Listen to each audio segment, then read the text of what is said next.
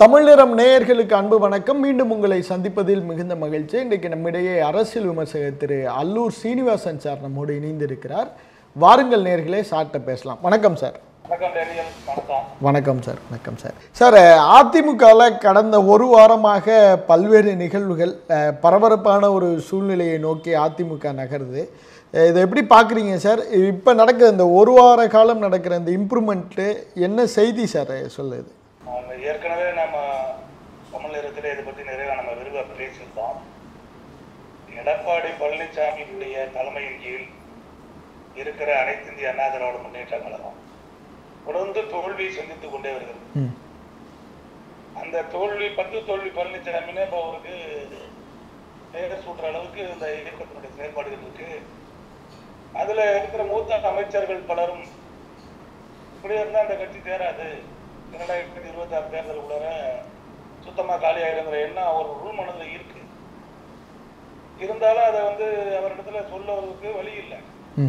சொன்னாலும் அவர் கேட்கறாங்கல்ல. ஒரு 6 பேர் முடிவு பண்ணி, செங்கோட்டையன் மூத்த தலைவருக்கு ஒரு 6 பேர் முடிவு பண்ணி ஒரு 4 மாதம் 6 மாதம் இருக்கும்னு நினைக்கிறேன். அவர் வீட்டுக்கு போய் 6 அமைச்சர்கள் சொல்றாங்க, இந்த மாதிரி கட்சி இதே லெவலில் போயிட்டு இருந்தா ஒன்றும் சரியா வராது, அதனால ஓபிஎஸ் தினகரன் சசிகலா எல்லாத்தையும் சேர்த்து மக்களை எப்படி பண்ணானா தான் ஏதாவது செய்ய முடியும், அதுக்கு ஏதாவது ஒரு வழி பண்ணுங்க, ஒரு அறிக்கை நாள் கொடுங்க அப்படின்னு கேட்கும் பொழுது அவர் அதுக்கு அடமண்டம் இருக்காரு. அது எடப்பாடி அதில் அவர் விருப்பம் இல்லை. ஆரம்பத்துக்கு அவருக்கு என்ன விருப்பம்னா, அவர் இந்த கட்சியை கைப்பற்றி அவர் மட்டுமே ஏகபோகமாக ஒரு ஒற்றை தலைமை ஆகணுங்கிற மாதிரி ஐடியாவில் இருக்காரு. இப்போ இந்த சசிகலா ஓபிஎஸ் போன்றவர்களை தினகரன் போன்றோட இணையாமல் தன்னை ஒரு மிகப்பெரிய தலைவராக அவர் கருதி கொண்டு செயல்படுகிறார். ஆனால் அது உண்மை இல்லை. அவருக்கு அதுக்கான தகுதியோ ஆளுமையோ ஆகிருதியோ கிடையாது. இந்த முறை நாங்கள் வலியுறுத்தி சொல்லி இருக்கிறோம். அவர் இப்போ முதலமைச்சரானவர் விபத்து தான். ஆரம்பத்தில் சின்னம்மாவுடைய தேர்வு பட்டியலில் இபிஎஸ் இல்லை. அவருடைய தேர்வு செங்கோட்டையன் தான். ஒரு சம்பவத்தை இப்பொழுது ஓபிஎஸ் தர்மயுத்தத்தை தொகுக்கிட்டே போயிட்டாரோ, அதை பற்றி யாரை முதல்வராக போடுவது பொழுது சின்னம்மாவுடைய முதல் தேர்வு செங்கோட்டையன் தான். செங்கோட்டையனை அணுகிய பொழுது நான் அந்த நேரத்திலே நடராஜனுடன் சசிகலா சகோதரர் தினகரன் ஆகியோருடன் திவாகரன் ஆகியோருடன் நெருங்கிய தொடர்பு இருந்ததுனால எனக்கு அந்த சம்பவங்கள்லாம் தெரியும். இவர் தான் ப்ரப்போஸ் பண்ணாங்க.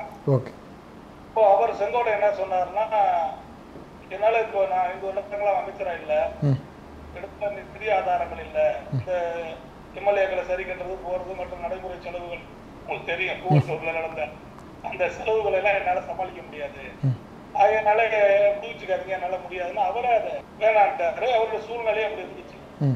அந்த நேரத்தில் தான் குறுக்க போடுறாரு, எல்லா செலவையும் நான் பாத்துக்கிறேன், எம்எல்ஏ நான் சரி கட்டிக்கிறேன்னு சொல்லி ஒரு லைன்ல உள்ள போந்து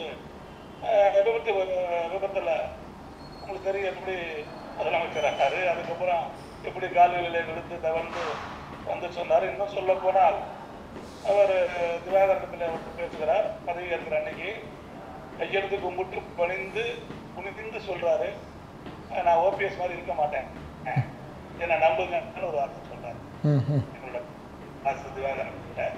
அதெல்லாம் நாங்க பக்கத்துல இருந்து பார்த்துக்கிட்டு இருக்கோம்.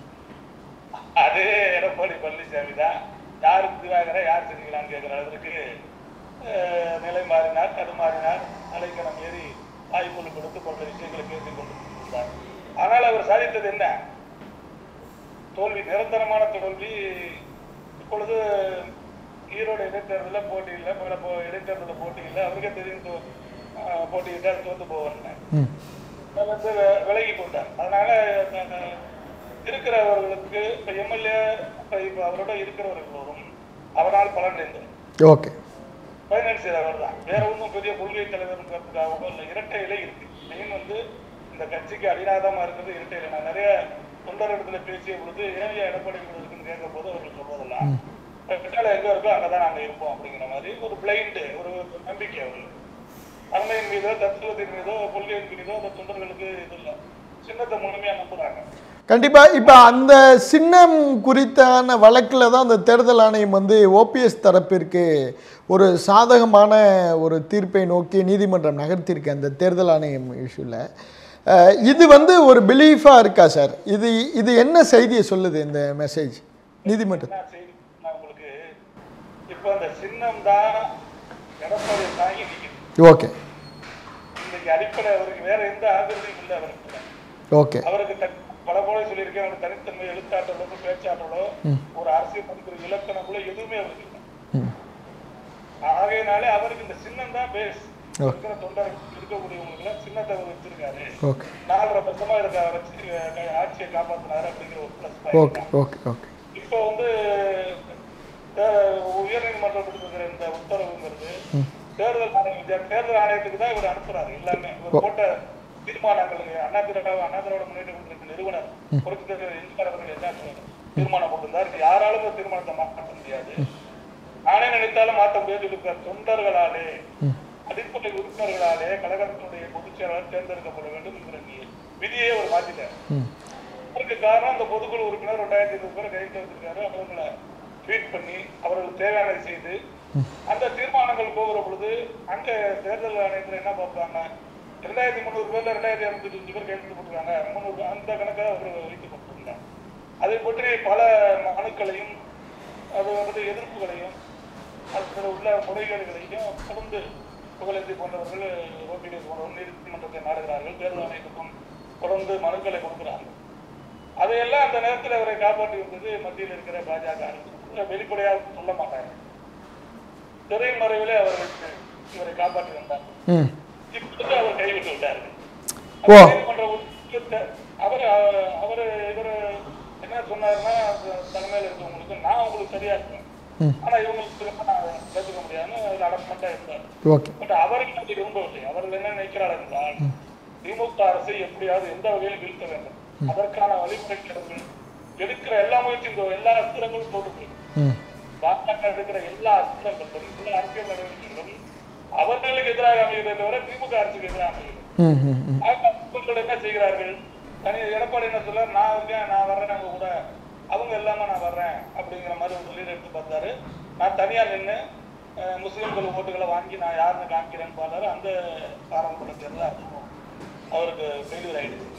ஆக அவர்கள் ஒன்றிய மத்தியத்தில் இருக்கிற பாஜக அரசு அவர்கள் நினைக்கிறார்கள், இவரை வைத்து மண் குதிரை இனி எடப்பாடி அனுப்பி பிரயோஜனம் இல்லை, எடப்பாடியை தூக்கி இருந்துட்டு அதிமுக ஒன்றிணைத்து அதனோட ஒரு கூட்டணி வைத்து இந்த கட்சி முடிஞ்சா விஜய்க்கு சேர்த்துக்கிறது. விஜய் எல்லாம் அவருடைய பேருக்கு தான் அவர்கள் எல்லா அச்சரங்களையும் பாஜக பொறுத்தவரையில் அவர்கள் ஒரு நாளை. சரி, இப்ப அடுத்தது இப்ப இந்த செங்கோட்டையனை இறக்கி இருக்கிறோம் பிஜேபி தானா? பின்னால ஏதாவது திரைமறைவுல லீடு இல்லாம அவர் இறங்க மாட்டார். ஓகே. ஆனால் ஒன்று, எடப்பாடியை வளைக்கிற மாதிரி அவர் வளைக்க முடியாது. ஆனால் அவருக்கு இருக்கிற அவருக்குள்ள இருக்கிற அந்த கட்சி உணர்வு இருக்குல்ல, அவர் வந்து ஒரு sincere ad and soldier of the party என்று அவர் சொல்லலாம். கடப்பாடு புக்க தோன்றனாக சிப்பாயாக அவர் சொல்லலாம். ஏன்னா கட்சியினுடைய மூத்த அமைச்சர் 9 முறை எம்எல்ஏ ஆந்திருக்காரு. தேர்தல் சுற்றுப்பயண நிகழ்ச்சிகளும் அவர் தான் அமைத்து கொடுத்தார். கண்டிப்பா சார். இப்ப போட்ட பொறுப்பாளர்கள் பட்டியலில் கூட அவருடைய பெயர் இல்லை. தொடர்ந்து வந்து இவரும் பொதுச் செயலாளர் எடப்பாடின்னு சொல்ல மாட்டாரு. அவங்க 2 பேருக்குள்ள ஒரு கிளாஷ் இருந்துகிட்டே இருந்துச்சோ? இல்ல, அதுக்கு உள்ளுக்குள்ள இருந்தது. பணிப்போருங்கிறது உள்ள இருக்கு. அவருக்கு மட்டும் இல்ல. ஓகே. ஜெயக்குமார் ஜெயக்குமார் இந்த 2 பேர் இருக்காங்க. 2 பேரும் பக்க மத்தியர்கள். Okay okay. எல்லோருக்கும் உள்மனதுல இருக்கு, வெளியே சொல்லல. செங்கோட்டையை பொறுத்த வரைக்கும் நீங்க நல்லா யோசிச்சு பாருங்க. இந்த 5 ஆண்டு காலத்துல சசிகலாவை பற்றி எவ்வளவோ கருத்துக்களை எவ்வளவு பேர் பேசியிருக்காங்க.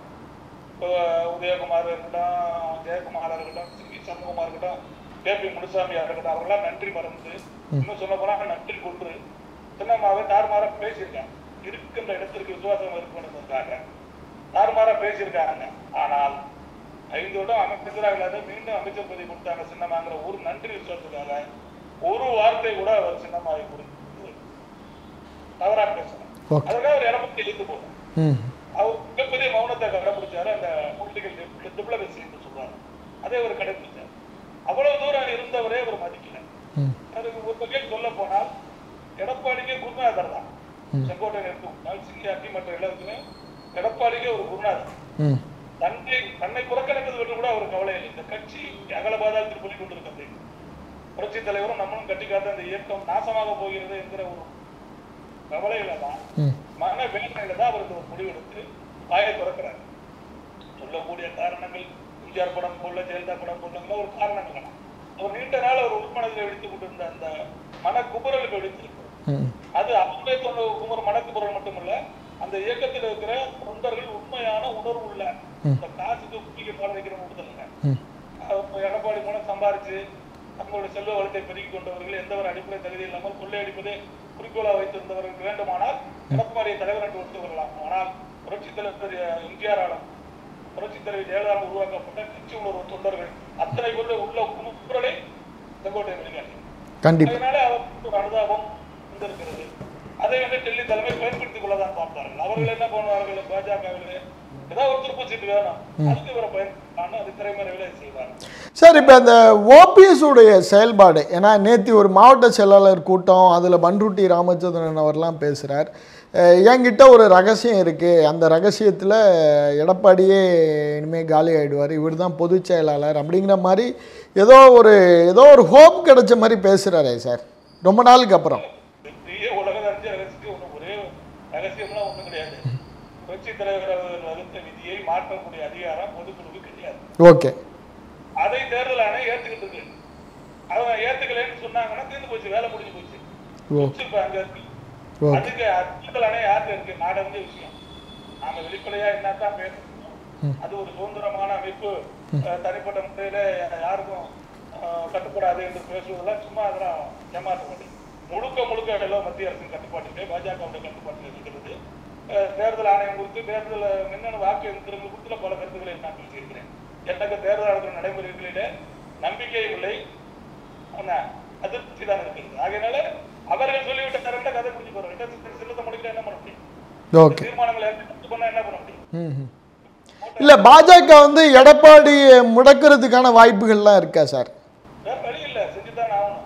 ஓகே, ஒரு அளவுக்கு அவங்க பாக்குறாங்க. ஓகே, முடியாததுக்கு அவர்களை காப்பாற்று. அவர் எந்த எக்ஸிமும் போவாங்க. மராட்டிய இருக்கீங்களா, அப்போட கூட இருந்த ஏக்நாத் ஷிண்டே கதையெல்லாம் என்னாச்சு? எல்லாமே, அதாவது பாஜக எந்த எல்லைக்கும் போவார், அதெல்லாம் அளவு தெரியாது. அதுக்கு ஒரு நியாயத்தை உட்கட்சி பிரச்சனை நாங்க தலைவர் தேவை ஒரே வார்த்தை சொல்லிட்டு போயிருவாங்க. திரைக்கணக்கு நடக்கிற அத்தனைக்கும் சாட்சிகளையோ அதற்கான ஆதாரங்களையோ பன்ருட்டி ராமச்சந்திரன் ரகசியங்கள் என்று வேணா சொல்லிக் கொண்டு இருக்கலாமே தவிர நிரூபிக்கிட்டு திரைமுறைகள் நடக்கிறத பண்ண முடியும். சார், இப்போ இந்த ஓபிஎஸ் குறிப்பாக வந்து ராஜன் செல்லப்பா அவங்களுடைய உரையாடலில் சொல்கிறார், நீங்கள் 6 மாதம் அமைதியாக இருங்க, நான் உங்களை கட்சியில் சேர்த்துக்கிறேன் அப்படின்னு ஏதோ ஒரு காம்ப்ரமைஸை நோக்கி நகர்றாங்களா சார்? இல்லை, நான் கேட்குறதுன்னா ராஜன் செல்லப்பா சீனியர் மெம்பர், அவர் எதுக்கு அதை பேசுறாரு? என்ன 6 மாதம் ஒரு வாயை முடிச்சுதான் நான் அதை சேர்த்து விடுறேன்னா உங்களை யாரும் சேர்த்து விட்டுருந்தா அவர் எதுவும் கேட்குறேன் சார். கோர்ட்டுக்கு போகாதீங்கன்னு சொல்றாரு. கோர்ட்டுக்கு போக வேற எப்படி இருக்கும்? கோர்ட்டுக்கு போன வருஷம் அப்படி ஒரு தீர்ப்பு வந்திருக்குது. கோர்ட்டுக்கு கையை கட்டி வாயை கூட்டிட்டு ஓபிஎஸ் எப்போதுமே உங்களுக்கு தெரியும், கையை கட்டி பண்ணி கொடுப்பாரு. அது மாதிரி இருக்குன்னு ஆசைப்படுறாங்க. ஓபிஎஸ் நடவடிக்கையில நிறைய மாறுபட்ட கருத்துக்கள் இருக்கு. ஆனா அவர் வந்து நான் சும்மா இருக்கேன், நான் சேர்த்து விடுறேன் அப்படின்னாங்க. இவரு என்ன அவ்வளவு முடியாதா? இவர் சொல்லி எடப்பாடி கேட்பாராம். இதெல்லாம் வந்து திசை திருப்புற வேலை. எடப்பாடிக்கு உண்மையே ஒரு அபிப்பிராயம் இல்லை, சேர்த்துக் கொள்வதற்குள்ள அவர் இந்த கட்சியை தனியாக நடத்தணும். அதிமுக பழனிசாமி இபிஎஸ் நடத்துங்கிற முடிவு போட்டுதான் அவர் அந்த வேலையை செஞ்சிருக்காரு. இருக்கிற தொண்டர்களை தக்க வைக்கிறதுக்காக பொய்யா சொல்லிட்டு இருக்காரு. பெரிய கூட்டணி அமைப்பு, பெரிய யார் இருக்கும்? இதான் மெகா கூட்டணின்னு சொல்றாரு சார். யார் வருவா?